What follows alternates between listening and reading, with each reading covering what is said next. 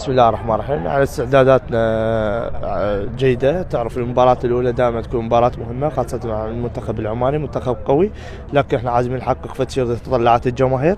بالنسبة لنا احنا نركز انه على المستوى الفني، نتمنى أن نظهر مستوى فني يليق باسم الكرة العراقية. ثانيا أنه نتمنى أنه التنظيم يكون على مستوى عالي. نتمنى أنه بطولتنا تكون ناجحة، هذا المهم بالنسبة لنا. جهود كبيرة بذلت من الاتحاد من أجل تواجد أمجد عطوان وأيمن حسين. والله نشكر السيد رئيس الاتحاد، الاخوان في الاتحاد، اعضاء الاتحاد.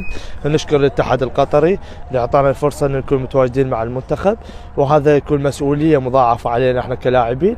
ان شاء الله نحقق فتشير تطلعات جماهيرنا والناس اللي كانت مؤمنه بتواجدنا انه نحقق فتشير. 43 سنه العراق ما مستضيف هاي البطوله، واليوم استضافيناها وعامل الارض والجمهور. ممكن ينطي دافع للاعبين من اجل تقديم كل ما لديهم. صراحه احنا نتمنى انه بطولتنا تنجح اولا. ثانيا نتمنى احنا نظهر بمستوى يليق باسمنا كلاعبين كمنتخب عراقي. ثالثا انه النتيجه خاصه في اول مباراه تكون مهمه، خاصه مع المنتخب العماني، منتخب كبير، منتخب على مستوى عالي، لكن احنا عازمين نحقق فتشير تطلع الجماهير.